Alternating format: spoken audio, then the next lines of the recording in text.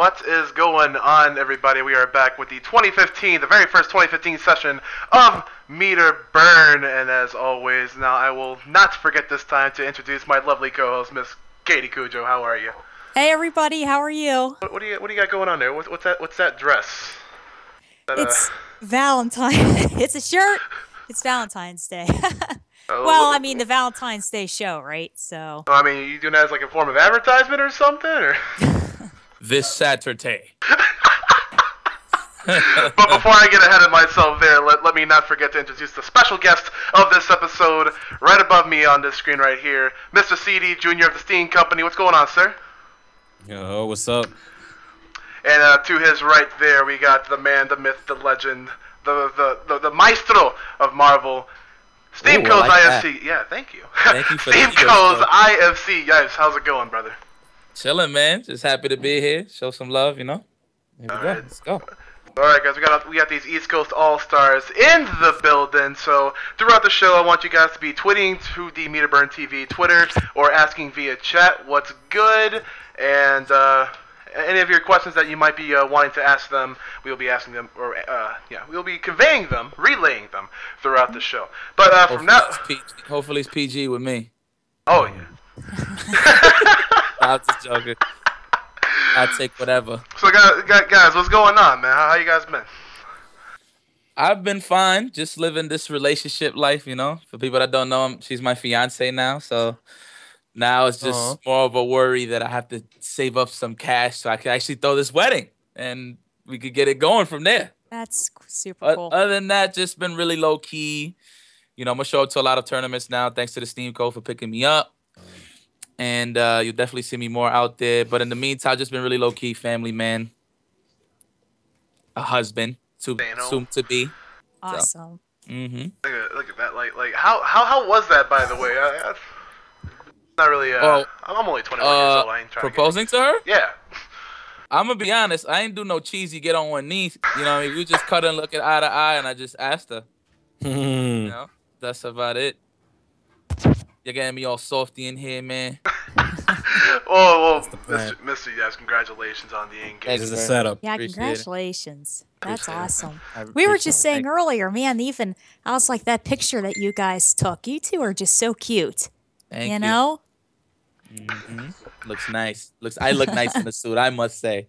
First time I really got some footage of me in a suit, you know, so it's pretty cool. Hey, man, why you trying to start looking like the Godfather in here, man? Hey, man, it's all, it would have not worked out if it wasn't for the hair, man. Dude. That's what made it stick.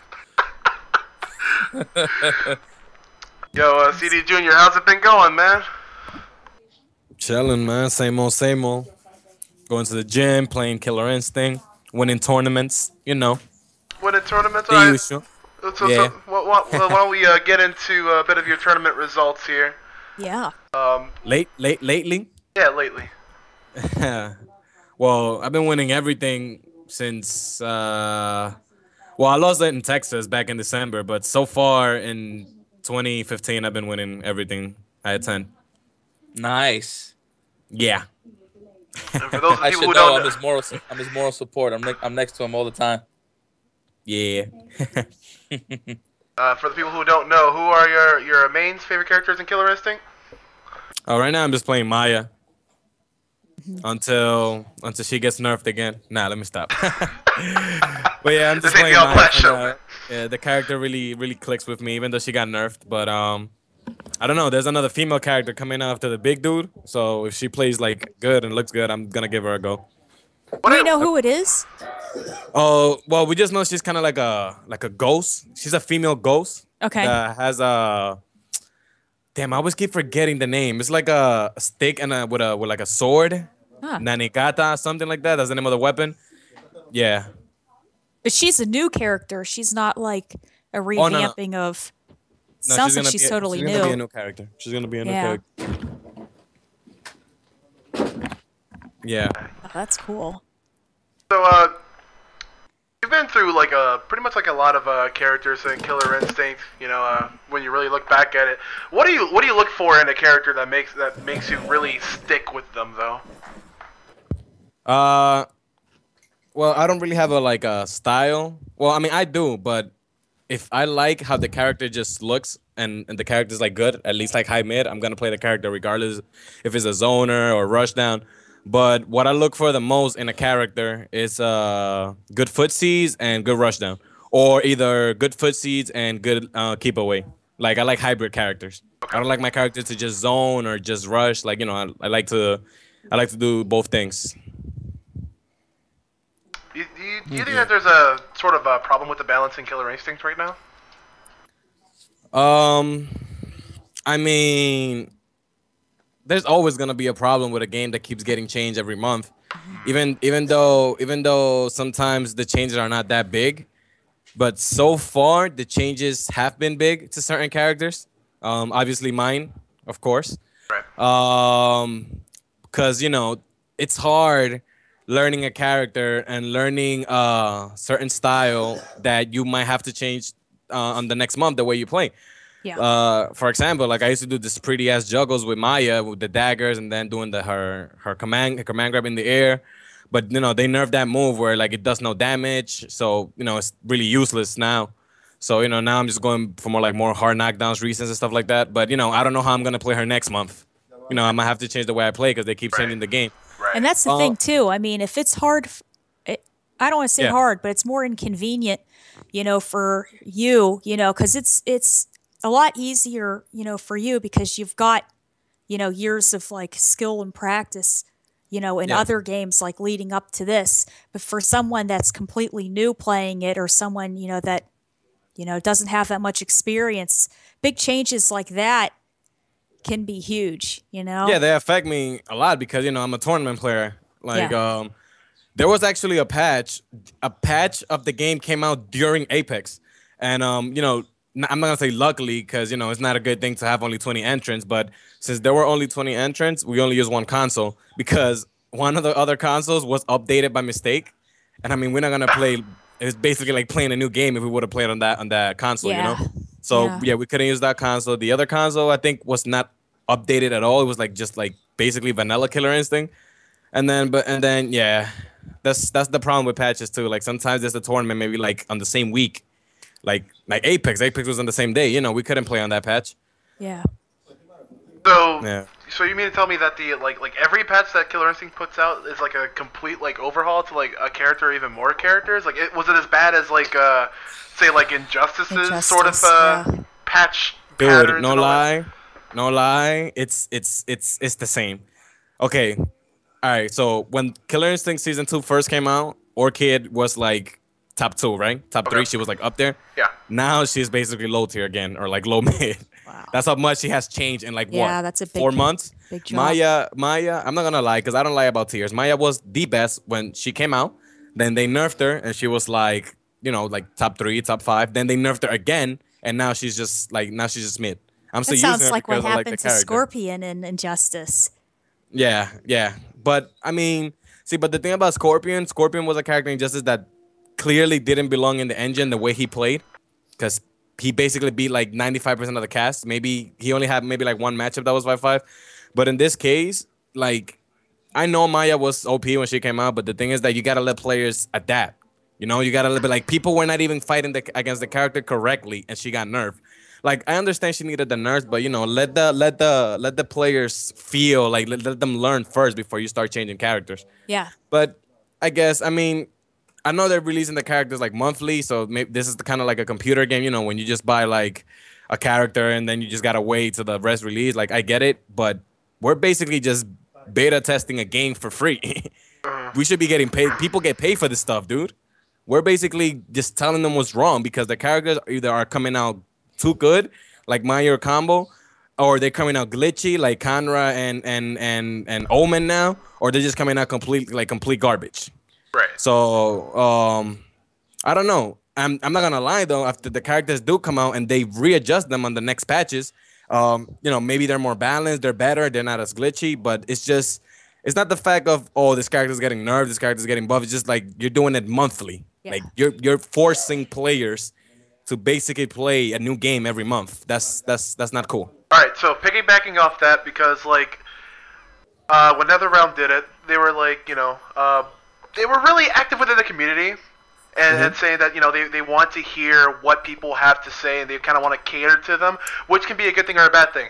I have a question from the chat. SingleMall236H asks, do you think patches help to keep the casual community engaged, like, you know, through that sort of avenue? Well, I don't really know how to answer that because I'm not really a casual player. I play, you know, in tournaments, so I don't really think like a casual. But I'm guessing any smart person that even plays a game casually will notice when something changes in their game. Like, they're not stupid. And if they're smart enough to know something changed and they have to either change the way they were playing, or maybe the way they did a setup, or maybe now they can't do this. If they're smart enough to understand that at a casual level, then they should get mad that it gets patched every month. I don't think there is any reason to be happy about monthly patches here. Like, I know you're trying to, you know, I know you don't have time. I know you're, you know, this is maybe, I know Iron Galaxy is a small company, whatever. And, you know, they basically like on crunch time now. They got to keep releasing characters every month. Like, I get that. But I'm sorry. Like, I don't want to sound like a dick, but that is not my problem. I mean, I am a consumer, you know? I'm a customer. And, well, you're a competitor. And yeah, I was gonna say that, and a competitor at that. Yeah. I'm a tournament player. I'm not gonna agree with this. I'm not gonna be happy about something like this. If it does help the game sell more, all right, then I guess I could be happy about that. I could be happy for them, but I'm not gonna be happy myself because, again, I'm not with the monthly patches. Yeah. But, you know, I think they're gonna stop. I think the last patch might be like, I don't know, maybe 2 months before Evo, which I think is enough time to, like, for people to, like, you know, learn all the characters, or learn some matches or whatever. But I don't know. I just completely disagree with monthly patches. So what do you think is in their eyes is like, okay, this has to be patched, or like say, like, do you think they gauge it off like tournament wins, or maybe like some dirty tech that's been posted up on YouTube, or like, how do you think they go about that? Okay, all right, I got the perfect answer for that. Before I answer that, let it be known that I am not a cocky person at all. I'm a very confident person, but I'm not cocky at all. Now, this is my opinion on that. I'm not saying that they're doing it because they have something against me, but for some reason, every character that I have made in this game has gotten nerfed bad, very much. Actually, all right. This is very funny. So I made Maya. Maya got nerfed. I made Sadira in Season 1. She got nerfed. I made TJ for a little bit. You know, TJ actually got nerfed a little bit, but then I stopped playing the character, and now he's still, like, top tier. He's really good when I don't play the character anymore. That's kind of crazy, right? Like, I stopped playing the character, and he stopped getting nerfed. Yeah. But anyways, for some reason, the characters that I main are the ones getting nerfed the most. And there are characters like Spinal and Fulgor who have been outside of top tier since the beginning. Characters that didn't deserve any buffs at all. Yeah, they got buffed up. And guess what? Now they're 1 and 2. Spinal's Fulgor's the best in the game, and then Spinal, or they're tied for first. That's basically what the whole community agrees on, that they're top 2. So, and mind you, those characters have never won a major, but they were really strong. Now, the characters that were really strong and have won a major were mine, and they got nerfed. But the characters that were already good, that never won anything, got buffed. But those characters never deserved buffs. I think I'm pretty confident in saying that I think if I would have made Fulgor from the beginning, I think I would have won some majors with Fulgor. He's an amazing character. I just don't like him. He was a good character. So I don't know. I don't know if they don't want me to keep winning consistently. But the thing is that it doesn't matter what they do. I am gonna pick the next character. I am just gonna keep winning. I don't get attached to. I mean, I do get attached to game characters. You know, I like the way they look, the personalities, or whatever. But again, I'm a competitor. I'm trying to win. Doesn't matter what they nerf. Doesn't matter what they do. I am gonna work against their game, and I'm gonna keep making them do patches because I'm just gonna keep on winning with the next character. I'm just gonna keep on doing it. I'm gonna turn their philosophy against them. And their philosophy is that. Yeah. Wow. So you really think that, like, this is like the Iron Galaxy Illuminati just trying to get you or something? Facts. 100% facts. I didn't want to believe it, but God, man, like thinking about TJ being really strong, and then when I played him, he got nerfed. I stopped playing him, and then he stopped getting nerfed. Mm-hmm. What? Yeah. It's too much coincidence, man. But I don't know. Release Ghost Girl. Come on, let me win another tournament with her. That sounds a little cocky. I mean, no, but just feel free to say whatever you want on here, man. It's good content. But anyways, yeah. So what do you think of like the like really able characters that are able to with the right player, the right mindset, can actually win a tournament in Killer Instinct? Because I've been following it a little bit, and some like the top 8, top 4 percentile have been really sort of diverse. So with the characters, yeah. Because So, again, the game, dude, the game is when it comes to tiers, the game is amazing. I think, I know, like the worst tier in this game currently now, how the game is, it's like an A-. That's pretty fucking good for a fighting game, bro. Yeah. That the lowest tier is A-. So you still have the characters are still good. They can still win. But of course, there's still tiers. So there's still S characters, like now Fulgor and Spino are S characters. Right. Then you have your A+ characters like TJ. I think Maya's A+ now. After what we found, because actually I found a kid found a new tech that I'm using now, that I'm gonna be using, and that actually brought Maya back up to the on the tier list. Okay. So, but yeah, the tiers are never gonna change. There's always gonna be strong characters, but at least in this game, the lowest tier is A-. So that character, which is Jago, like Jago and let's say Conrad, those characters can still win majors. Like a Conrad player won Frosty Faustins, Yeah. So yeah, all characters can win majors. So I don't know why they keep buffing and nerfing, because the characters are good. Like, I think from now on, instead of focusing on nerfing characters or buffing, how about tweaking the engine a little bit? How about focusing on hitboxes, or how many frame startup a move has, or this character, when this character does this move, her hitbox is too forward. Let's move it back a little bit so she can play better footsies. Get creative with it. Just don't go to the regular things like, oh, let's nerf this special move because it's too fast, or this shit hurts too much. You gotta change little things like hitboxes, frame data, and stuff like that. The little things like that can change, the way the game is being played, and the meta can change, and it's gonna make the game look more beautiful. Yeah. The game is perfect. The balance is perfect right now. Even though I don't agree with some of the buffs that they give some characters, I still have to say that the game is pretty balanced, even though I don't agree with some of the changes. So now just focus on the new characters, work on them, tweak them, whatever. Stop touching the old characters. Stop. That's it. And that's even how you were saying when the MK community, Injustice community were vocally getting together and speaking to some of the higher ups at NetherRealm. NetherRealms, yeah. It made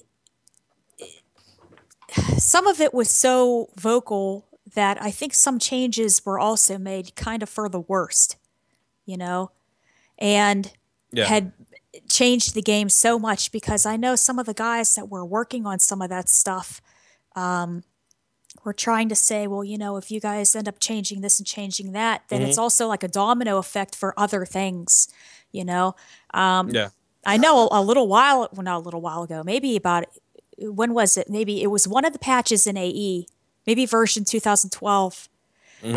Something happen to Cammy, and then it caused a domino effect then with Seth, or there was something, it clashes with someone else, and those guys can only test so much before they release it, and then it takes all of us to find out, because we're like you said, we're also a bazillion amount of testers, so of course we're going to find every single glitch that happens. Yeah. But I think they're probably doing the best they can, but like you said, there's got to be a limit, because if you're trying to buckle down and compete and learn this stuff and use the best and figure out the best, you can't have it changing all the time. Exactly. And I don't think changing characters that are out now, I don't think that's going to help in selling the game outside of competitive play at all, for the casual player. I don't think that's gonna help make the game sell. Yeah. Because casual players or people that just buy the game for fun, they don't really care about that. What's gonna help them is releasing new characters, which characters they're doing. And costumes. Yeah, and that's what they gotta do. Release new characters, costumes, whatever, and change those characters. Yeah. Yeah, stage and change those characters. The old ones, leave them alone. They're not gonna help you make more money with the game. They're just gonna basically annoy us, the competitors. That is not gonna make you sell the game at all. So stop touching these characters. whatever, and just focus on the new characters, please. So by the time Evo comes, we already used to these characters, you know, because they're not gonna change anymore, and now we could just focus on the new ones. So like that, we could have more time to learn the game, develop the meta of the game more, and the game's just gonna look more beautiful when, you know, during that top 8 at Evo, because everybody is experienced and everybody's just gonna be playing at high level. Right. It's gonna be better for the game. Yeah. All right, so let's step away from the character balancing a little bit, and if I recall from about a couple minutes ago, you were talking about you not being content with some of the game mechanics. So, in your opinion, and I'm gonna just ask this question, and then we'll get onto the chat with some questions. What would be some, like, I'm gonna call them quality of life changes, like the actual like game's mechanics? So, what about the quality of life changes that could be tweaked, or would you like to see in season 2 or another season of this game? Okay, so you're basically asking me, like, what changes do I want on the engine? Yeah. He wants Maya to be number 1. That's a character balance. We're talking about actual game mechanics right now. Yeah. Okay, I had this conversation with some of the top players. Some of the top players don't agree, but some of them do agree, like Justin. Okay, so basically in season 1, you could clearly tell who was the better player because there was access to decent damage with little chances to break. Okay. So that means that in the footsie war, let's say you're playing against someone like Justin Wong, it's gonna be really hard to beat that man in footsies, playing footsies, right? Am I right? It's gonna be really hard to beat Justin on the ground. So, you know, you in season 1, Justin will open you up, whatever, because, you know, he has better footsies than you, and he's gonna do a combo that's gonna be hard to break or one chance to break, and he will take, like, let's say, like, you know what, 35, 37%. In season 2, it's easier to break and it's harder to do manuals. Manuals in KI are basically when they're harder to break because they're only one hit, but they were difficult to execute. But now, all right. So basically, in season 1, you could go from a light linker to a heavy or medium manual. Now in season 2, if you do a light linker, you can only do a light manual. If you do a medium linker, you can only do a light medium. So, you know, basically they dumbed out the game for the casual players. That and one chance breaks don't do as much damage. So now a level 1 ender with a shadow that used to do 37% in season 1 with Saberwolf, now the same combo in season 2 will do like what, 15%? That's crazy. So, you know, basically now there are more chances to break, and now when you land a counter breaker, you do more damage. So now the guessing game is even more scary because a total random can get lucky on a counter breaker and do like 80% damage with like full gore thunder just because they got lucky on a counter break. Yeah. You feel me? You really don't want that type of randomness in a game where I can be outplaying a player and then I decided to break here because, you know, whatever reason, and then he decided to counter break and I died. You get it? So basically they dumbed down the game. Now it's fine. We have adapted, even though I still think it's like way more easier for scrubs to be good at the game. But again, the top players adapted, same players are still winning. So, you know, let's just leave it like that for now. Sure. Like, this is good now. So, but the chances that I would want, it's since I know we're not getting the old manual linker system back, I would like for like if a character does like a DP or a move that is very minus and I punish like on the whiff or block, I think the character that I'm punishing should be locked out for 3 seconds. So like that, it could promote more smarter play. Like right now, players are just basically waking up with everything because if you punish them, there's a better chance for them to break. Right. Now, you get what I'm saying now when I said that the game is more easier now, right? Yeah. So players are playing more YOLO because wait, let me just do this move. It's okay because if you put me in a combo, there's a really good chance that I might break it now because this is season 2. You feel me? Yeah. You know, you need I don't know what exactly they can put in the game now, because right now at this point I'm just playing the game. I don't care what they do, but I just wanted to put something in the game that can separate the good players from the bad. Like there needs to be something for a skill gap. Like I think right now players that aren't as good as me or other top players, they're either getting matches or maybe even winning sets because of the way the game is. So, I don't know. Basically, just put something in the engine that can make scrubs not play so YOLO just because they have a better chance to break whatever you do next. That sounds a little like what's going on with the new Tekken that they've been testing out. You know. Well, I don't know what's been going on with Tekken, but I just know that they need to fix this with KI. That's all I know. All right, so let's shift on from KI to I have a couple questions from the chat. Actually, excuse me. Seth asks, CD, will you be playing Guilty Gear competitively? I know you've been on Twitter, fun and around with Guilty Gear. So how do you like that so far? I finally decided to, like, I've been saying that I was gonna take the game serious, but I never acted on it. But a week ago, I finally sat down and I decided that, okay, this is gonna be a game that I will play competitively, and I will take as serious at either KI or MKX. So yes, I am finally playing Guilty Gear, and from now on to every local or major that I do go to and Guilty Gear's there, I will be playing Guilty Gear. Nice. I've been playing Guilty Gear for the last 3 days nonstop, and I will be doing that from now on. I'll be playing the game every day. I've been playing with this guy that he's been playing since AC, so he's really good. He knows the engine, so I think I'm learning fast, and he's telling me that I'm learning really fast. That if I keep playing him, I'll be like good in no time. So that's really motivating. And actually after this call, the first thing that I'm gonna do is turn the PS4 and go play some Guilty Gear. So yeah, I'm loving the game. The reason I'm playing Guilty Gear is because there's a couple of reasons. I like the character Millie. I like how the game looks. I read a little on the story, and the story is actually really interesting. And I don't know. I just feel that Guilty Gear is just one of those games that if you get good at, it's just gonna get you better overall as a fighting game player, which is what I am. And anything that will help me better my skills overall in fighting games, I will do. Right. And I think that being good in Guilty Gear will actually make me just a better fighting game player. And I already like the game. I like a character in the game.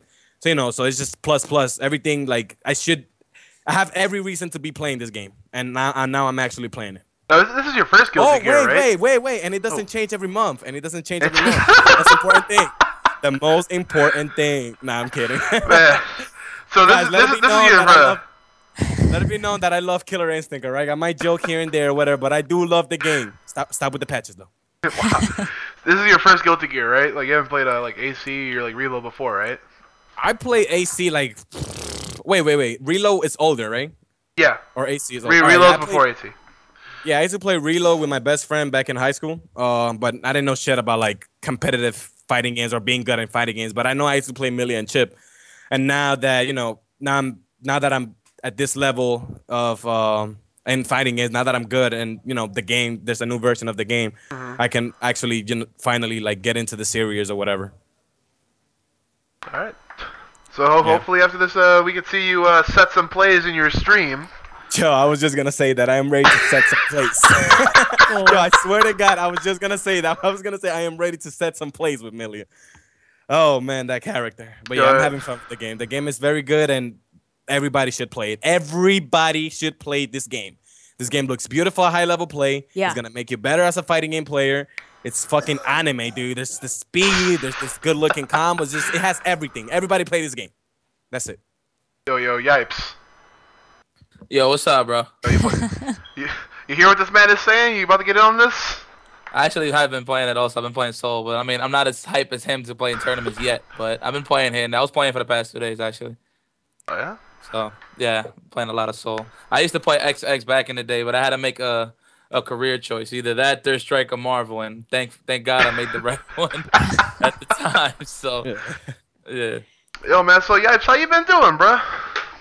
I've been good, man. Been watching my weight as of late. I've been eating healthier. Been drinking a shitload of water. Just been a family man. Just been at home, be with the wife, with the fiance, be with my mom and dad. Would just be chilling with my nieces. I just been in the crib, man. Just being a good old Yipers. Yo, let me interrupt you real quick. Is it cool if I take a 10-minute break? I need to go do something real quick. I'll be right back. Hey, no problem, dude. Yeah. Gotcha. Okay, cool. I'll be right back in 10 minutes. Yep. Yeah, nobody will miss you, bro. All right, I hate you. Brotherly love here at the Steam Co brothers. But yeah, so we got a couple questions in the chat for you. Gamer LCD asks, when are you gonna start playing KI, bro? It's funny. I actually do have KI on the on the Xbox On One, that but I don't one? have a stick. I can't go back to pad, so I'm pretty sure if I have a stick, I'll give it a shot, give it a couple of hours, see if I like it. I really do like TJ Combo. I used to play the old one with TJ Combo, so we'll see. If I get a stick, if I get a weapon, a choice, then yeah, I'll delve into it. Oh, good stuff. All right, so let's talk about this man right here. Yeah, I was actually sort of curious in what your history was, like your gaming history. Yeah, Katie here is like, we're gonna dust out the books. Yeah. Yeah, man, take this good old tome. This Mostic right here. Just oh man, it's crazy. But basically, I started, local arcades, local pizzeria shops, grocery stores. I used to just run around my brother. Just used to annoy the crap out of my brother to give me quarters. And, it was funny. I was so short at the time. I used to have a crate. I used to stand on a crate and play on the machines and stuff. But, yeah, when I took it competitive, it was around... Well, first I was really competitive in first-person shooters, and then my computer died. So I was like, shit, I need another game. Then I started playing various fighting games like Third Strike and stuff like that, my local arcades or whatever. But yeah, there was this one arcade in particular that I used to play at was Kobe's World. It's located in Dykeman. It's actually still there, but no more arcades and stuff. So I used to play there. I used to whoop everybody's ass. It's around like 2003, 2002. Consistent. I used to just go there after school during the weekend. And then here comes Dominion. First time I ever seen him, And like I had a circle of friends that knew Dominion because I used to go to school with him. And he just decided to pop through one time. And then this was like the first time I was actually struggling to beat somebody. I was like, who the fuck is this guy? Right? And then, we actually got cool. We started hanging out after the arcades and stuff. We got to know him. You know what I mean? And then he just told me, like, yo, man, you got a lot of talent. You should go to Chinatown Fair. I'm like, what the hell is that? Right? And then he was like, just I'm going to come pick you up on Friday and we're just going to go. And then the rest is history from there, man. Got into the Marvel 2 scene. First thing I seen when I walked into the arcade was Chris Matrix with a do-rag on. He had cornrows, but on the sign, like, it's the do-rag, and then you got the lines. He had nothing but $50 bills and $100 bills just hanging off of it, right? And then you got Desmond just whooping people's ass, Executioner, just taking people's money. And I'm like, damn, really? It's like that, right? So, I started watching from the side, and actually gave me some motivation to get in the mix. And at the time, I had a JO, so, a good 2 months in there, I started getting confident and stuff like that, and I started playing with the guys, started getting cool with them, started getting to know Chris Matrix, Desmond, Lawrence, all the cool guys like Mega Man Steve. Just got real in tune with the guys first and before I started whooping their ass. But, yeah, then I think the first major I went to was ECC. That was East Coast Championships back in the day. First arcade major, I got bopped, right? That was, I think, in 2004. Yeah, like 2004. And then the following year, that's when I really stepped my game up and I started realizing how good I was getting. And yeah. So what point did you take? What point did you take it out of the arcade and into they just started coming out with the home consoles, okay. So I didn't know they made such things like that at the time. I was really a neighborhood kid. They didn't know nothing about the internet, stuff like that. So I was really an outdoorsy guy, man. Mine has times changed, man. But yeah, I was really an outdoorsy guy. So I remember somebody told me at CF, like, yo, you could get a Mostic. It's like this. It was like, what the hell is that? And it was like, it's pretty much the arcade sticks we play here in Chinatown, but you could just travel with it. And I'm like, oh, really? So I asked my sister, I was like, before my birthday, I was like, hey, can you get me this? Right? And then as a gift, because she asked me what I wanted as a gift. I actually could have bought it myself, but, my sister being my sister, she wanted to buy me something. So I was like, okay, so give me one of these. And then she saw the price. She was like, $280. What the hell is this? What you gonna do with this, right? Because she's usually trying to buy me I don't know, maybe a Game Boy Color or something, or game. She'll just buy me that. But this is some whole level of purchase right here. So she got me a Mostic, and then it was dual modded. It was PS2 and Dreamcast. So I had access to all the games and stuff. Then when I actually sat down and started playing, I was like, wow, this is so freaking fun, Remember, I had the patented leg over the stick and stuff, just to keep it from moving. And then that's when I really started getting good at it. Then I actually went to Evo for the first time. It was in Vegas, and I was 18 at the time, which sucks because I couldn't do anything, right? But first Evo, I actually got second. That's actually the first time I beat Justin and stuff like that, so it was pretty cool. Lost in the finals to some guy named Duck Doe, which is good games. And then ever since then, that was just the start of IFC Yipes, you could say. That's what actually fueled me to keep going. Ever since then, so. That's cool. Mm-hmm. I think it's neat when you have a group of guys that started out of the house in the arcade, you know? Yeah. It seems like you New York guys are like that, the California guys are like that, but for a lot of us, it's just, we've got online, you know, and like our local group, we try to get together and stuff, but with a lot of people, it's just online, and the experience is just so different, you know. Definitely less heckling. I will say that, man. Less heckling. Pretty much. Shout outs to Chinatown Fair. I mean, it's still living, but it's not how it was back in the day. It kind of looks like a bootleg David Buster's now. So I can't really. When I step in there, I actually feel sick. When I step in there, that's crazy. Like I actually start feeling a certain way because it's not how it was back in the day, you know. So, but yeah, that competitive nature back then was really serious, man. That's actually what got me so good with tournament nerves. I used to have tournament nerves, but being around that atmosphere, it's like there's no such thing as nerves after that when it came to me. So, that's actually how I met Big E. Me and Big E are good friends. Came through one time to a Chinatown Fair tournament, and I was doing good. This when I started getting really good and stuff like that. Well, start almost getting good. And that's when Philly used to come around, and we used to have our Philly New York wars, and I used to play some guy named Julian Robinson. I don't know if you ever heard of that guy, but he's actually like one of the legends of Philly. He actually could be a really serious threat in these day and age games, but he just doesn't play at all anymore. So, but anyway, I was playing him, and there's this big guy right behind me just heckling the shit out of me. Like, oh, you freaking suck. You a fraud. That's the first time I heard the word fraud. Like, who the hell is this guy? Who the hell is this guy? Who gave him quarters? And just talking crazy in my ear, right? And I'm like, yo, who is this guy? Get this guy off my neck. You know what I'm saying? And then after that, we went and just hanged out and got to know him. And that's how I got really cool with Big E. Told me about NEC. Went to NEC. This was actually right after it was done on University Pinball. NEC used to be in an arcade, and then they started doing consoles. So then I went to the first console one. I think it was NEC 4. And ever since then, just been a great friend of mine. So I just go to all of his events. I haven't missed not one of his events ever since. So that's how's it feel just to have like that sort of community that you grew up with, in the arcade, Chinatown Fair, all these, and just have it completely gone, like just completely. Yeah.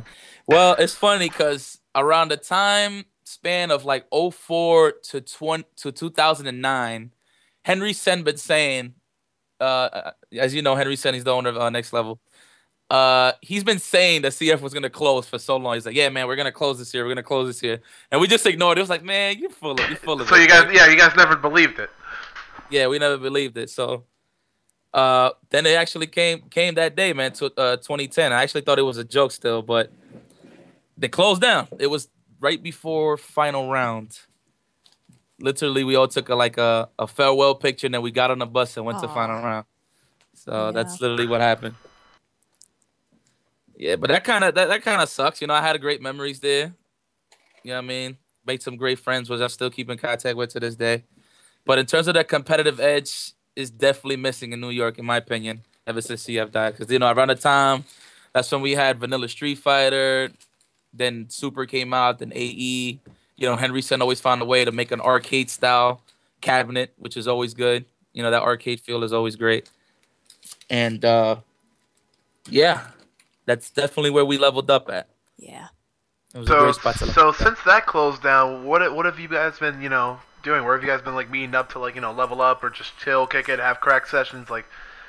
Probably each other's houses. Basically, this is around the time I was with Empire Arcadia. We always met up at a place called The Arc. Yeah. Ever since then, and we just played there. To my boy Remix, rest in peace to my homie Remix. We used to go to his house and play a lot of Marvel and stuff like that. Street Fighter. Those are basically the main two hubs. It was Remix's crib, The Arc, and Lawrence Cars, the Law. He's a OG Marvel 2 player. So we had our spots, most definitely, to play games. We all meet up and we still play. So it was pretty cool. That's cool.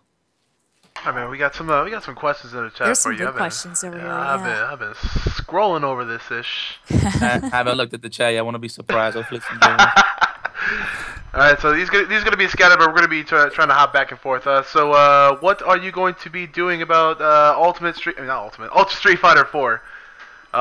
People love seeing your evil Ryu and all that is. So I'm definitely gonna be delving into it a lot more. I've been playing a lot. I've been playing like Sanford and Dominion when they get the chance to come through, where I go to Sanford's place and stuff like that. But lately, I just play whoever comes to my house. That's my only practice, and sometimes I play Sam, from time to time. But I've been trying in the tournaments. KIT actually woke up late, so I couldn't play my pools. But before that, I was playing in CEO. And I forgot what other tournament, but I actually made it out of pools this time. I actually had to beat Ricky to make it out of pools. Oh damn! Yeah, that's intense. Yeah, that was kind of a surprise, but put a foot in his ass. It happens. and I made it out of pools. And surprisingly I made top 8. Snake Eyes put a foot in my ass, scooped the shit out of me. But it's fun to get back into the Street Fighter side of things. Cause I used to play a lot of Street Fighter back at Super. I used to make like constant top 3s, top 5s, top 8s, and majors. So it's pretty cool to come back and actually play 2 games. Because back then it was Marvel 2, Super Street Fighter. Now it's like Marvel and Street Fighter. So it's pretty cool. So I'm definitely gonna be in a mix more with some Evil Ryu. So I was just gonna ask you a question, but I think you pretty much answered it. So those are gonna be like your 2 main games from now, just Marvel, Street Fighter. Or? Yeah, until I really see like a step up in my Guilty Gear games, so those will definitely be my 2 main games for now, and occasional Marvel 2s here and there. Occasional Marvel 2s.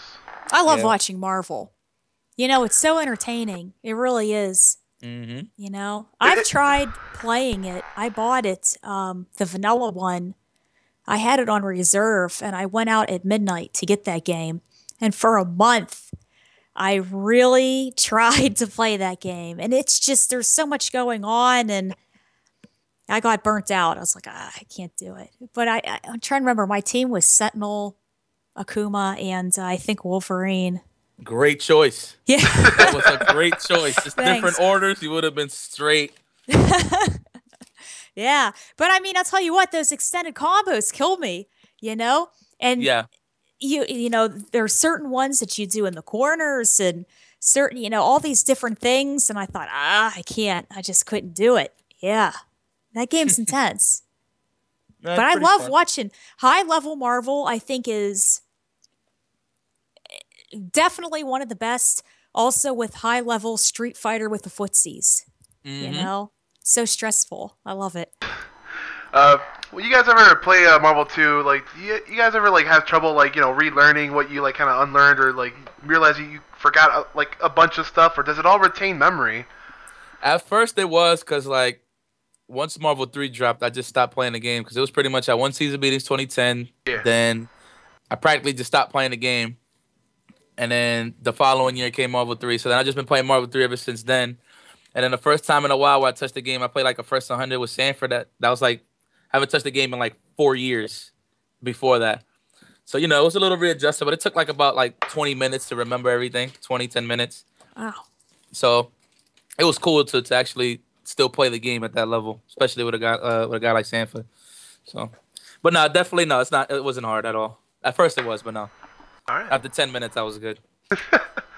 It's that muscle memory. It doesn't like fully. It all comes back to you. Mm-hmm. That's cool. All right, scroll through some of the Only difference was this time was I was playing it on Japanese stick. That was the real readjustment. Oh yeah. Mm-hmm. Oh, you don't have that mouse anymore? Nah, man. Fortunately, it got stolen when I was moving out from the arc point. So yeah, kind of sucks. Bad dude. Let me scroll through some more of these questions though. San Miguel 47 asks, how many people were in that Evo that you made second for Marvel 2?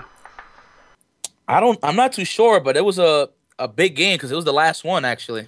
It was the last one because you know how Evo goes. The standards like the game that has the most entrants, it gets the last slot, right? So it was Third Strike, then Marvel. So I'm assuming Marvel had over 200 and change entrants at the time. I'm not too sure. I can't call it. I have to look back, but yeah. Because it's not that Evo wasn't as big as now. It has like 1,000 entrants for like Marvel 2000. But all the top players you can round up to that number that used to come out of Evo. Wow. So, mm-hmm. How did it feel like your first time at like an Evo? Like a bit of an overwhelming because like you're traveling across the country for basically like the grandest stage of them all. So like to be honest, I just actually looked at it as another tournament. I knew it had prestige, but it was more so I was in Vegas. That's what I was stressing. And what made it so stressful was that I couldn't do anything. Your I was like age, 18. yeah. So I was like, damn, son. So all I had no choice was to stick around and play games, all day. So I would say just being indoors all that time playing a lot of Marvel, well, definitely that gave me the edge for me to get second place. But I actually started feeling that prestigious feeling that I got second at Evo was when I got back home and I saw the love I got from Shoryuki and all the people online and stuff like that. And I was like, damn, this tournament's a big deal, huh? And then when I finally won it in 07, that's when that really hit me like, damn, this tournament right here really has some moments, some in the feels. I had the feels until I broke my leg. I actually broke my leg. Oh, shit. That's how excited I actually won the finals, yeah. Wow, what happened? So I beat Justin and I jumped really high off the stage and I tore my ACL. Oh man. So it turned from yeah to oh. Yep. Man. So I'll never forget that victory, especially. And I still got the bum leg to this day. That's actually one of the main reasons why I'm losing the weight, so I can actually go and actually do the surgery. Oh man. Mm-hmm. That's crazy.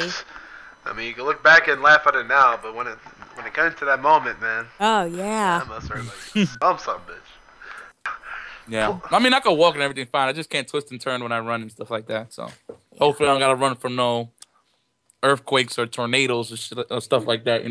I hope not. We in the right side of the country for that. Yeah. Thank God. Definitely. All right. So Plasma D 59 says, can you ask him about how many hours a day he trains for Ultimate Marvel? To be honest, I don't train as much, and that's not even a sound cocky. I only play when people come over my house. I don't actually go in training mode. I feel like my game, in terms of what I want to do in the neutral and what combos I want to hit you with, is set and done. Maybe I'll practice. Look, I got some boys over here. They're just wilding out. Maybe I practice before the tournament, like at the actual venue event, like for 15 minutes just to warm up, and then I just jump right on it. But yeah, the only time I really practice when people come over.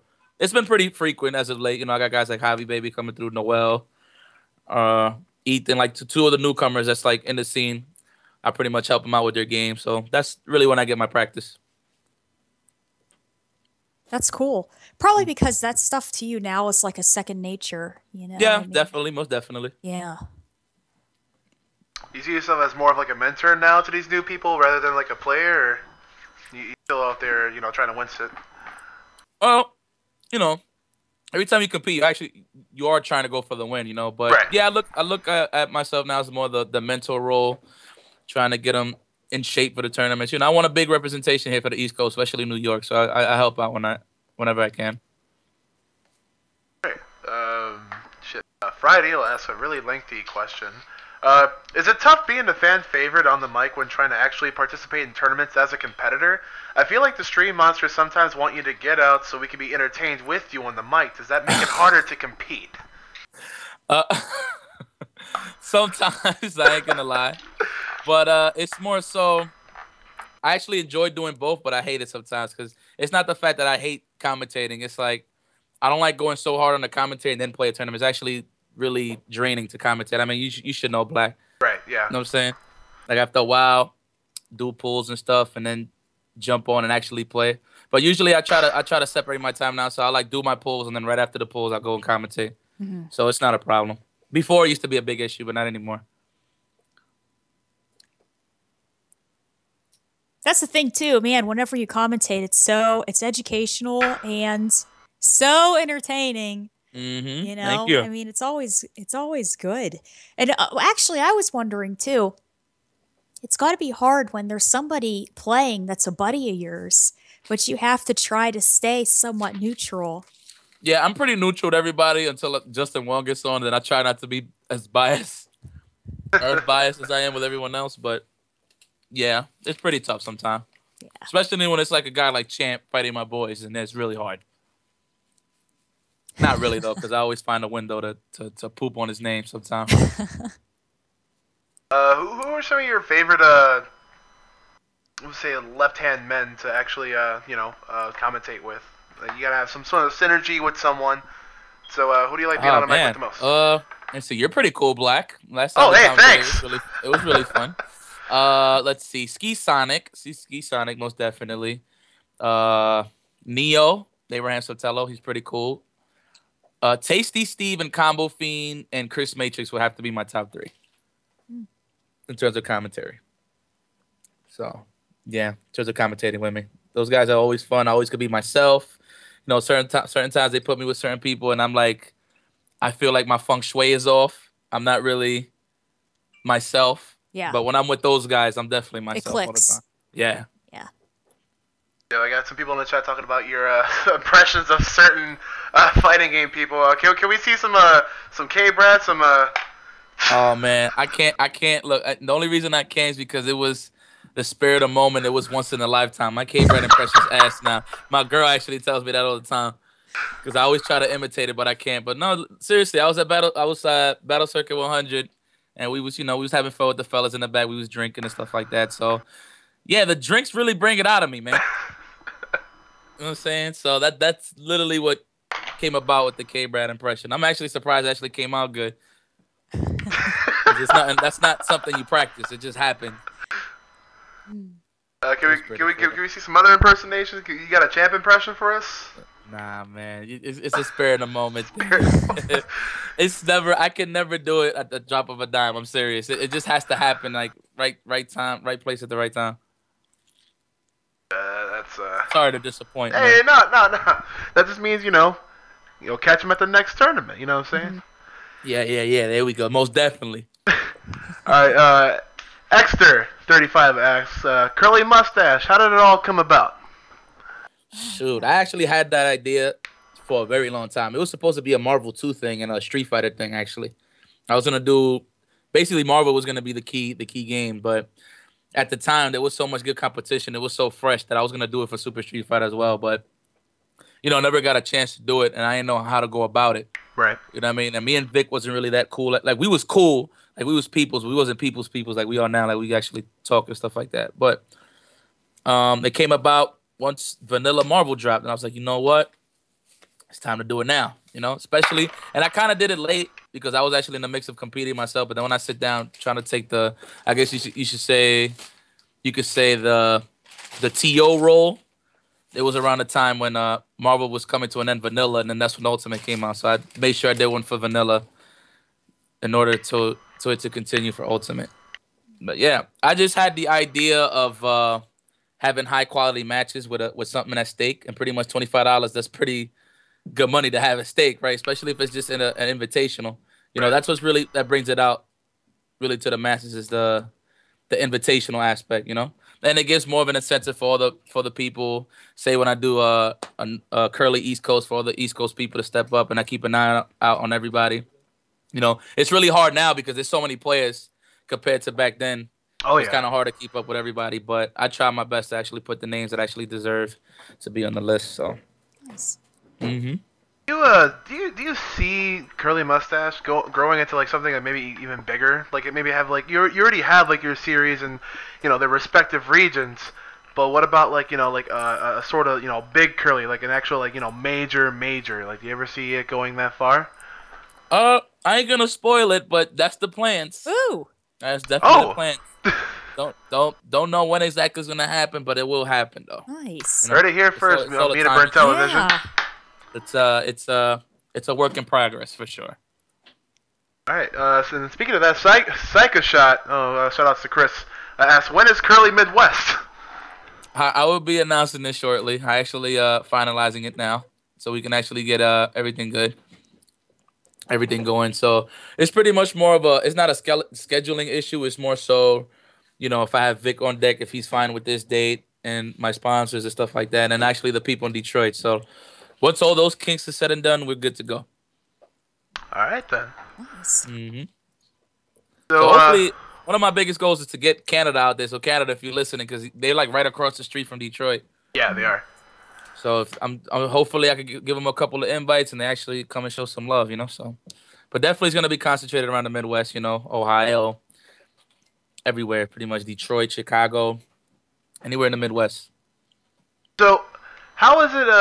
Let's take like the most recent Curly as the example for this. How and where is IFC Yipes when all of this is going down? Like as a when, even when a Curly's being planned. No, when Curly's actually going on. Oh. Well, most of the time I am on the commentator seat, but you know, sometimes I need a break just so I can have energy for like the final 8 stuff like that. So you know, my fiance comes and takes over Persia and Spooky be holding it down. Sometimes my friend tag it, be like, yo, you want me to jump on? I'd be like, sure. Guys like Bum and stuff like that. But what I be doing is pretty much while I'm taking a break, just be in the mix with the community, man.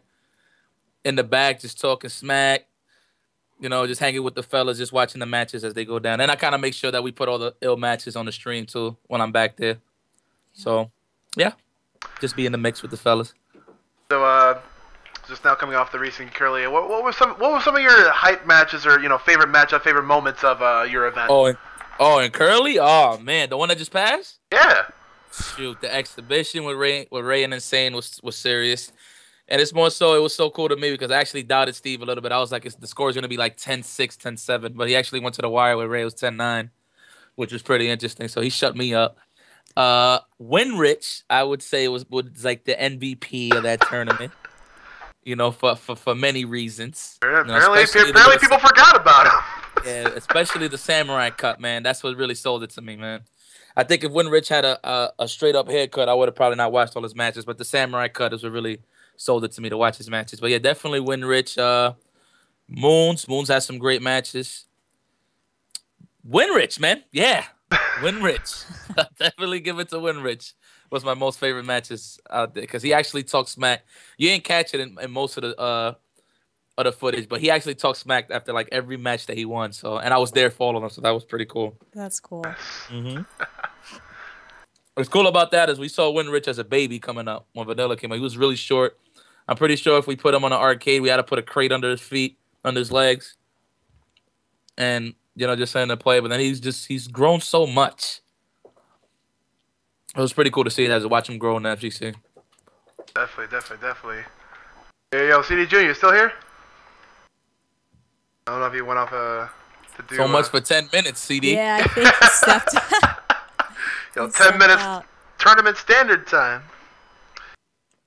That's all right. I actually wanted to get both of you together to talk about your current sponsor, the Steam Co. Man, how did your partnership come to be?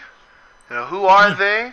If you want to go spit the Steam Co. game, you can, man. So have at it. Yeah.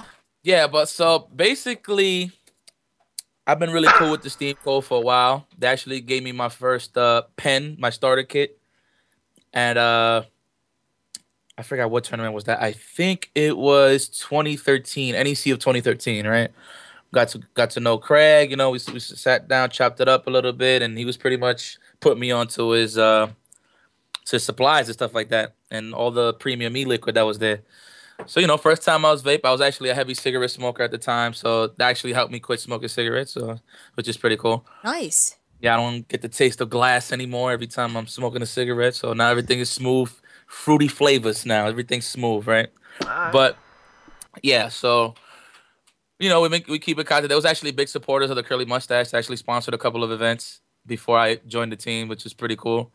And what made it the deciding factor really was, first the guys wanted me on, CD and Sanford. Since, first it was Sanford, then it was CD. Then they wanted me on, so, especially Sanford. He was like, yo, man, I could talk to them for you, whatever. And I was like, oh, that's cool. I wasn't really in that mind state where I wanted to be sponsored at the time. I just came off, I left Broken Tier. I just came off of that EMP, VXG thing. And I was getting kind of tired of it because Broken Tier was actually a very legit sponsor. So shout out to Broken Tier. But, VXG EMP, they sold me some dreams. So after that, I was just like, you know what? I'm not going to trust a lot of people anymore in terms of sponsors or whatever. So I'm going to just ride solo for a while. So that whole year I was riding solo pretty much. But, yeah, they approached me this November. And one of the reasons why they didn't approach me early is because they still thought I was with the broken tier team. So that's why they was like so shy to like approach me and stuff like that. So you know, here comes December, I made a decision. You know, I think it was best for me to jump in. And what I really like about this team, because they're really supportive of what I'm trying to do, because not only they want me there as the player, as the representative, they really want to support the IFC brand. I don't like you. The IFC. Yeah, and your breath smells like ass cheeks, bro. But anyway, yeah. See, you cut me off with childish behavior, man. Just shut up and listen to me, bro. I just wanted a way to announce that I was back, and I just wanted to annoy you. So I did both at the same time. That was nice. That was definitely nice. That was definitely not 10 minutes. So yeah. Anyway, yeah. So so like I was saying, they really want to support the IFC Ice brand, and they pretty much showing me the ropes in terms of the business aspect of things and how much I can. How can I put this? Market myself and really know my value, you know? So it's a great learning experience being with this team, and they show a lot of love, especially you got the homie Walter, my homie Walter. We used to call him Bacardi, but I'm just calling him a big bear now. That's what he is. He's a bear, cuddly bear. So shout out to Walter. He used to be part of the old FGC, he used to run events, and he runs events now, which is the New Challenges events up in Connecticut. So you can check their stuff out. But yeah, he's actually like the team manager, and he kind of like he's like the glue that holds us together. So it's just pretty cool, especially when you have somebody that you can really trust. Makes it a lot easier to do business and stuff like that. So it's just pretty cool. But so far, so good, man. It's just like my most legit sponsor yet. You know, they pretty much lay the groundwork of what they want to do. They have a team backing them, so there's no headaches with anything. So it's pretty good. It's been really smooth ever since I joined and signed the contract. So I'm very happy with what I'm doing right now. I think it's great that, there's guys in the community that are thinking up their own ideas to come up with any kind of business, no matter what it is, and then hopefully all of us in the community can help support them, and help them, help make them successful. And then in turn, they can help sponsor like you guys and, do different events and things like that. It all comes full circle. But yeah, I think that's definitely something that a lot of us need to do because, a lot of us are stuck in crappy jobs out there. Try to think up of something that you can do on the side, invent for yourself and go out there and do it, Yeah, I definitely respect that. Definitely respect that when you're looking at it. Man, you just see how these guys have been interested in the fighting game community for like a while. Like they've been working with especially closely with like the East Coast and so they have really good presentation. I can at least say that. CD, you still in here, bro, right? Yeah, of course. Tell us about how you found Steamco, how they found you, how you got interested, man. Walter wanted me to be in good hands after Evo, so he was trying to hook me up with somebody else. But then, he was just like, yeah, you know what, just what the hell. What they could do for him, we could do. So, he and Craig offered me to be in Steamco. I was like, it was an offer I couldn't turn down. And then I was in there with Samper. And then some annoying guy came to the team, some Marvel player. Yeah. That's the whole story. Yeah, hello? No retort. I was expecting some sort of a backfire or from Mr. Yipes. No, he knows to stay quiet. He knows best. Or he probably just dropped. Or he fell asleep.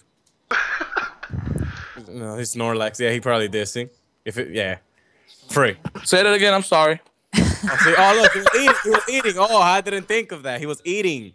No, I actually have a lot of people in my house, so I just muted the mic for a second. You definitely have something in your mouth. Yeah, but anyway, what you were saying? I'm sorry. No, it's okay. I don't want to repeat myself. As I was saying, Bobby and Katie, you're gonna have to watch the archives, my friend. This is gonna be something really interesting to put up. By the way, archives will be posted tomorrow. Well, yeah. Long story short,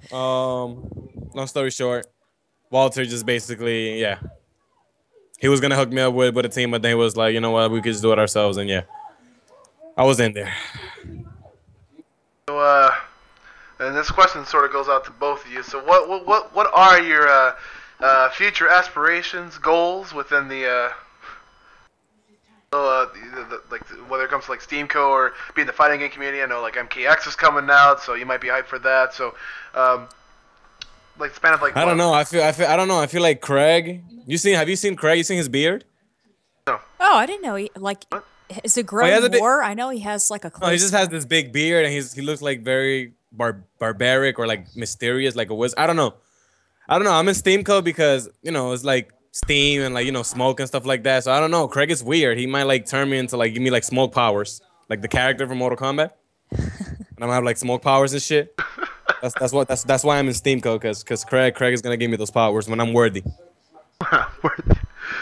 So how are you working towards getting those powers? Are you gonna what tournaments are you gonna be at? My next tournament is gonna be Winter Bro, and major tournament. Unfortunately, he will be with me. So I was saying, Winter Bro, then final round, and I don't know. There's a few others. NCR, SCR. I'm gonna be going to a lot. I'm going to be getting a lot of practice before Evo. Let's just put it like that. Lots and lots of practice. I'm gonna be at final round, guys. Yeah, we're definitely in there. The whole team. Oh yeah, Nice. definitely all the mainstay East Coast tournaments we're gonna be in. Yeah. All the Big E's, Larry's. I'm gonna be at CEO. All the mainstay tournaments. I think we're all going to SCR. I don't know. Maybe, so. Maybe one of us, only one of us or two of us to NCR. But I think me, Sanford, and Yipes are all going to SCR. Nice. Final round, of course. Maybe Texas Showdown. The important tournaments before Evo. We're all in there. Wherever Steam wants me to vaporize, I'm going. Yo. Yeah. That's it. Just pretty much. Point where the battlefield is, and we there.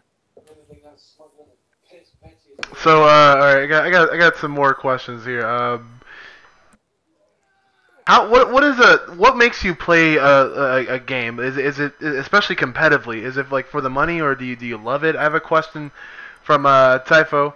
Says, is CDJr interested in DOA? There's money on the line from the devs at all the tourneys that he mentioned. So have you ever dabbled in that sort of series before, or you just kind of do your own thing? I actually used to play DOA for hard body. But again, it was in those times where I didn't know about competitive scene or whatever. I like the not 5, but the last one that came out. I really like it. I think it's good. I like DOA. I like the game, but it's not one of the games that I like the most. So right now, I just want to compete in the games that I'm interested the most. But I don't hate on DOA. I actually like the game. I know the engine. I know about the game. I watch it. I support it in tournaments. But I can't compete. I'm not interested in competing as much as I am in like Guilty Gear, KI of course, and Mortal Kombat. Isn't it amazing how some games, when you play them, you just get like sucked in, you know, and others you just don't feel it. It's like it's like yeah. I think the next 3D fighter that might pull me back into like competing in the game is gonna be the next Soul Calibur. If there is a next Soul Calibur, I'm in there. Soul Calibur is actually one of my favorite fighting games, like serious. I used to play 2 hard body. I used to play 4, 5. I used to play like 5 a lot. Then I just when they changed like the backdash, like the frames or whatever, you couldn't block. I don't know. I just didn't like the changes. Oh, dude. Soul Calibur 5, Soul Calibur 5's fucking patch. I'm sorry, I cursed there, but Soul Calibur 5's patch was just so like. Yeah, well, it was frustrating. Like you basically, like you performed like a form of quick step or a backdash, and like you just couldn't block. Yeah, they nerf movement basically, and that's like something that's been staple in Soul Calibur is being able to have good movement. Yes. They nerfed that, and I was like, I'm out. I was actually at the first winner, bro. Like the first major for the game, I got 9th. I got fucking robbed by this in winners, I lost this Voldo player. Like I basically just didn't know what the fuck he was doing. Right. Right. I basically. But I think if I knew the matchup. If like Maxter was playing, because Maxter used to play Soul Calibur a lot, so he was like my training partner. Yeah. So if he would have been actually playing the game and I had matchup experience, I would have bodied that guy because I don't think it was that good. But anyways, I went to losers and then I was fighting Fab, right? Dude, I beat Fab one game. He was using Viola. I was using Patroclus. I beat Fab one game, 3 rounds straight. The next game, I beat him 2 rounds straight. And then after on the last round, he just started doing shit that I never seen with Viola, and I was done. I got 9th. And after that, I don't know. Then the patch came out like a month after or whatever. And I was like, I'm just going to stop playing. Yeah, Sonic Fox. Breathing on the arcade stick, and then you can't block. Yeah. Yeah. Sonic Fox actually got 2nd in that tournament. Oh, nice. The same shit happened to him. He came from losers. He reset it. He was about to win point, like in the last round to win. And the guy just came back and won 3 games straight, man. Wow. Yeah, I still remember that tournament. It was like one of my favorite tournaments. I got 2nd in Mortal Kombat 9 at that tournament. Like the first time I ever lost in a major. That's that luck for you, man. Yeah. More questions in here. Do you think Rio and Tom Brady will be returning for Mortal Kombat? Of course. I don't know. They're probably testing the game right now. I don't know. They're kind of MIA. Yeah. Things are a little too quiet. CDJr with this Illuminati, man. No, I'm just saying because I hit them up, and they usually hit me back up, and I don't know. They haven't responded to my message in like a week. So I'm assuming they're doing something. I see. No, these are the months, or these are around the times where like NRS games is coming. That's gonna come out. Like this is around the time where they call testers. Yeah. Oh, yeah. Sadly, I burned some bridges with my injustice bashing, so I'm not in there. But hopefully, I can atone for my sins with MKX. All right. So speaking of MKX, who are you guys interested in MKX? Like specifically. Everybody knows who I like. I don't gotta speak. Yes, CD likes black guys and guys that cover themselves with moisturizers and stuff. Yes. That the second one is very correct. The first one is just I don't know what you're talking about. You used to play Jax, you moron.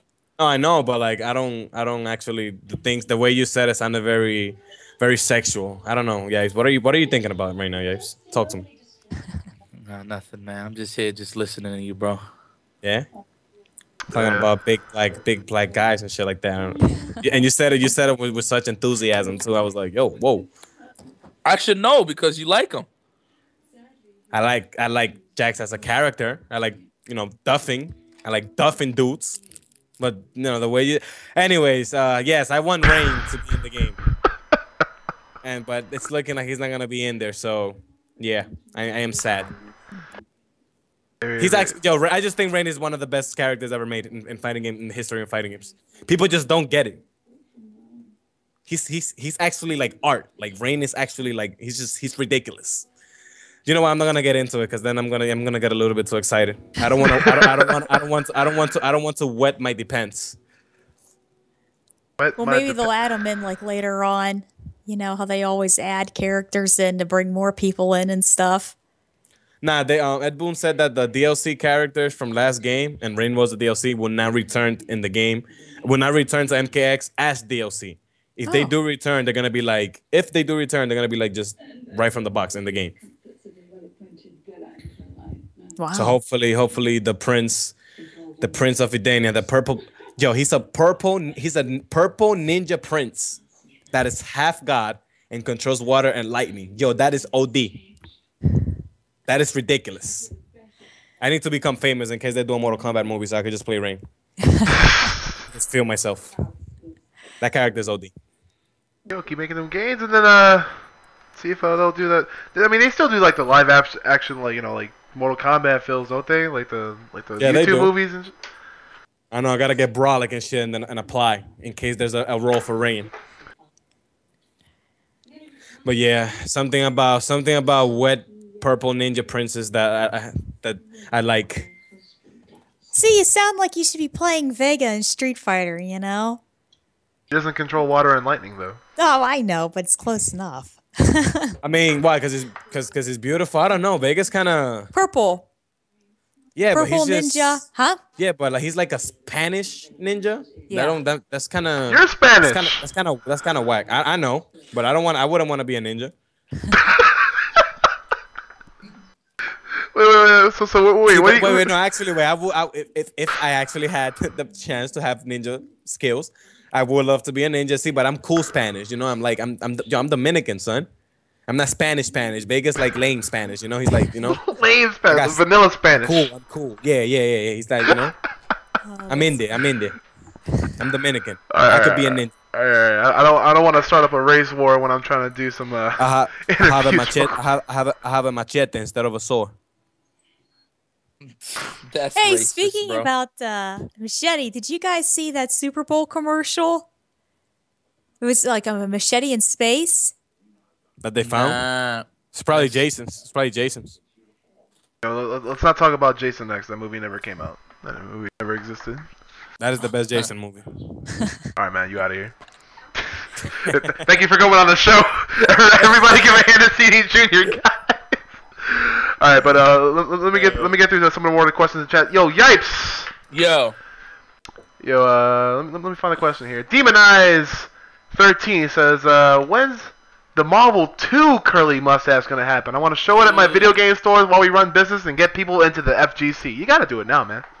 You said you were planning on doing it for a long time. Like this, I've been talking to a lot of the guys over at the West Coast, so it's definitely gonna happen. But I will not release no dates as of yet. Okay. But that's definitely been in the plans. Like I said earlier, this idea of the curly mustache series was supposed to be for Marvel too. So definitely is gonna happen. Most definitely. So there you go, man. CDJr, this one's for you. On one of your streams, Dominion said he was gonna give KI a shot. Is he still working on that, or is he playing KI at all? Dude, I don't even know. I haven't been talking to Dominion in like weeks, so I don't know what's going on with him. But I don't know. I'm tired. I mean, he's my boy, and you know, like. But I have a lot of friends from other games that, you know, the top players or whatever. They say they're gonna try like these games or whatever. So I just give up. If they say it, I just like, all right, whatever.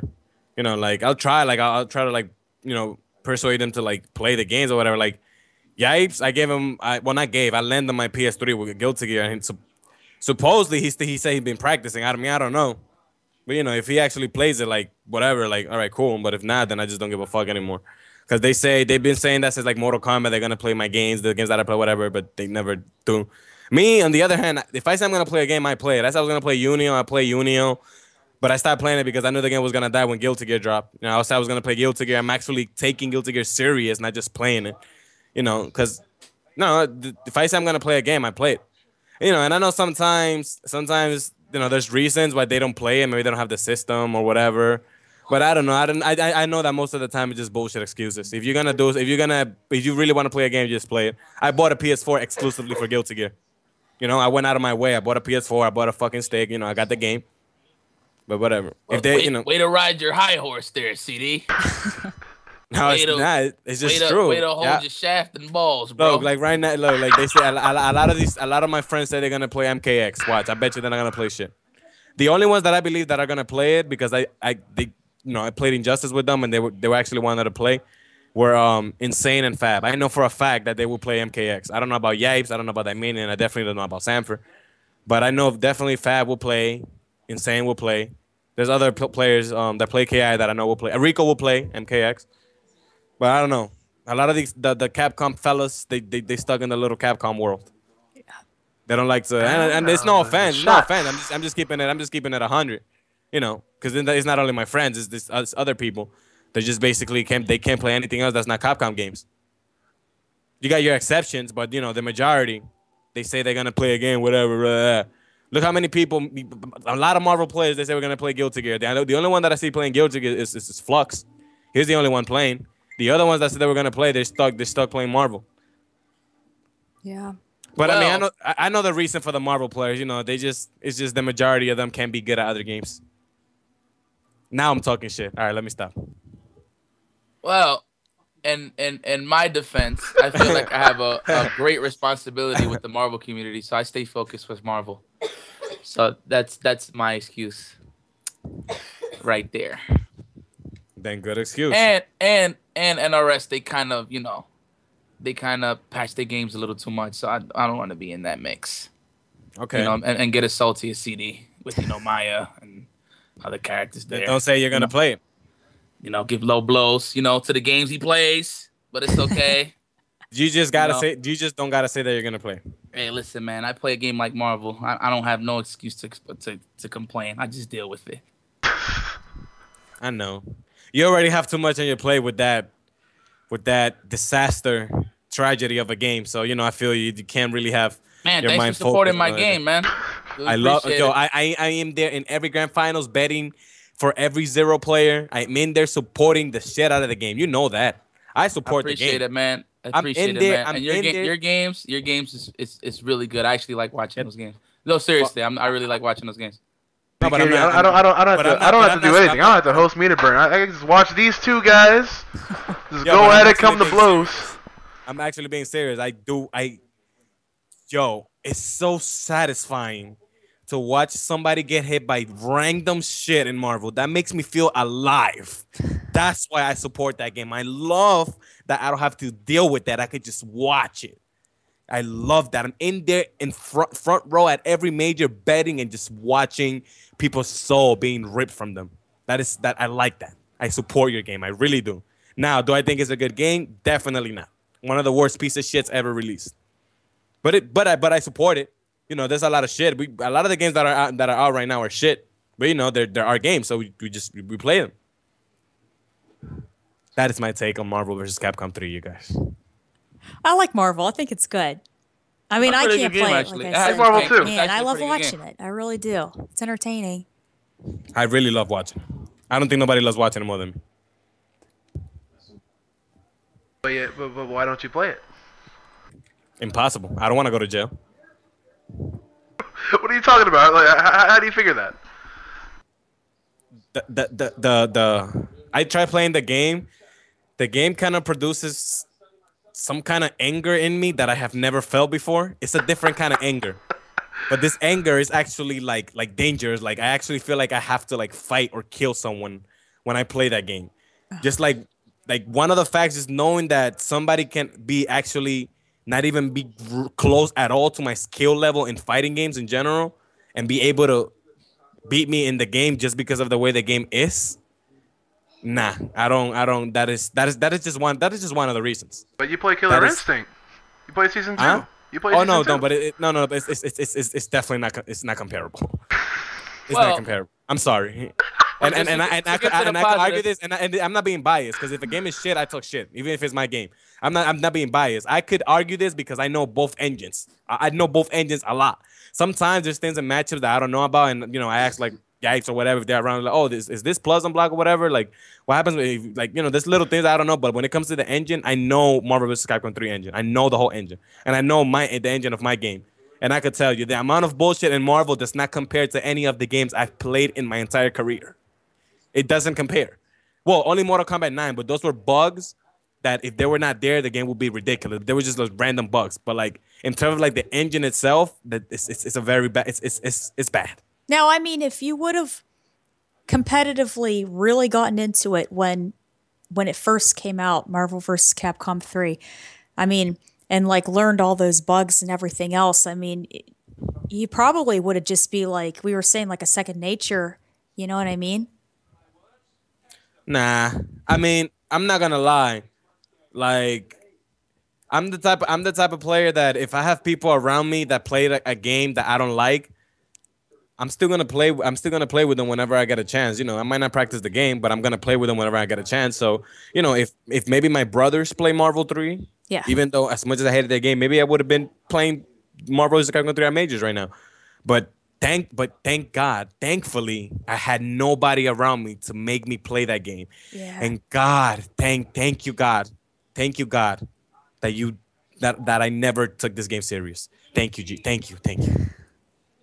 Mr. Yipes, do you have any retort to his some claims rebuttals here? Let's go. No, not really. It's just a hate of the game, but it is what it is. I actually like the game because it brings in all the new blood that I never really got to see the old games that are playing now. You know what I'm saying? So it's a very welcoming game. So I support it. And it's a fine and dandy game. I mean, obviously got its kinks. One touch kills is pretty bad, but if you got good control of the neutral, stuff like that don't happen. You know what I mean? Great examples like Justin Wong. You don't really get random now too often. But it is what it is. right, guys. Now comes the part of the little podcast stream show, whatever you want to call it. Call it the final word. It's kind of like a la Jerry Springer, final thoughts. But I go around each and every one of you. See you any last minute words, thoughts, promotions, what tournaments you're going to be at and whatnot. Well, let's see. I want to give a shout out. Oh, you gonna say more? My fault. No, don't worry about it. But yeah, basically. Give a shout out to all my warriors and supporters. Ever since they've been supporting me from the start of my fighting game career till now. All my followers, all my subs. Shout out to all my warriors in the Warriors Den. I know some of y'all watching right now. Big ups to Broken Tiff holding me down.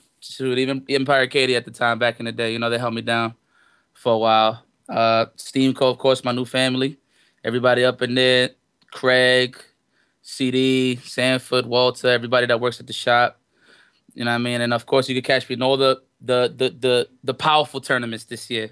You know, like the final rounds, all of the Big E tournaments, Jib Bailey's tournaments, and probably gonna see me at Alex Vita tournament, SCR. Yeah, so you definitely gonna see me a lot this year to really spark my competitive edge in these fighting games again. So big ups to all my supporters, man. And of course, whoever wants a starter kit, you could go log on to the steamco.com and grab yourself an EVOD starter kit.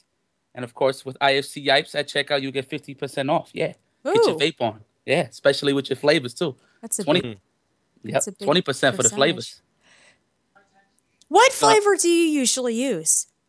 Me right now, I like the Gentleman's Reserve, one of my favorites, hands down. Was actually vaping on a little bit. That's why I actually had the mic off a bit, so you don't hear the, you know what I'm saying, the steam, the vape. So yeah, that's definitely my favorite. That and something blueberry are definitely my favorites. And I kind of messed up on the promo code, guys. What is the promo code? It is IFC Yipes for the flavors, right? And that's 50. I think it's 15% off. Yes, and then 20 for the EVOD starter kit. You use IFC Yipes -starter. Cool. All right. Mr. CDJr. I would love to give a shout out to my sponsors, of course, Steam Co. And just everyone that supports me. The next tournament that I'm gonna be at is Winter Bro, so I'll see you guys there. I think it's gonna be a fun tournament. There's actually a lot of players coming for Killer Instinct from the West Coast. Nice. So yeah, I think maybe the new character is gonna be out by then. So it should be a pretty good tournament for KI, and hopefully I win. Yeah, just shout outs to Steam Co, my sub sponsors, Combat Network, and Ruthless Mayhem. Shout outs to my stream warriors. I don't think I'm gonna be able to stream tonight, but tomorrow I am definitely going to stream some Guilty Gear. Yeah. Some plays, man. Yeah, you're really and of course, shout out to Peter Burn for having us over, man. I appreciate it. It's really cool. Yeah, definitely. Get some stuff off my chest, have some fun, you know. Yeah, definitely. It was great having you guys on and hearing, you know, all your different aspects and stuff on everything. It's super cool. Yeah, definitely, man. Thank you guys for being on this episode of Meet and Burn. Katie, do you have any final words before we get out of here? Yeah, just, once again, thank you guys for coming on, explaining some of your history, what you guys are doing now, your different aspects on things in the games need changed or worked on or, hopefully left alone, and especially, with Yipes and Persia getting engaged. Congratulations. That's amazing. And I'm sure it's going to be like a fantastic, event and everything. It's so exciting. Yeah, for sure. But definitely you will see me at Winter Brawl. That will definitely be my next tournament. Possibly next level battle circuit before Winter Brawl. You'll probably see me there. So cool. All right then, guys, this wraps it up for this episode of Meet and Burn. I want to thank all of you. There's a really great crowd out tonight. Really great questions I grabbed from the chat, so I want to thank you guys first and foremost. I want to thank Mr. CDJr and Mr. IFC guys from the Steam Company for hanging out, kicking us, and shooting the shit basically with us. Our next session will be 2 weeks from now, so basically Tuesday the 24th at 9 p.m. Eastern. So be sure to get the follow button. Follow us on follow us on Twitter at MetaBurn TV. Be sure to follow these great guys on Twitter, MKKICDJr and IFC Yipes themselves.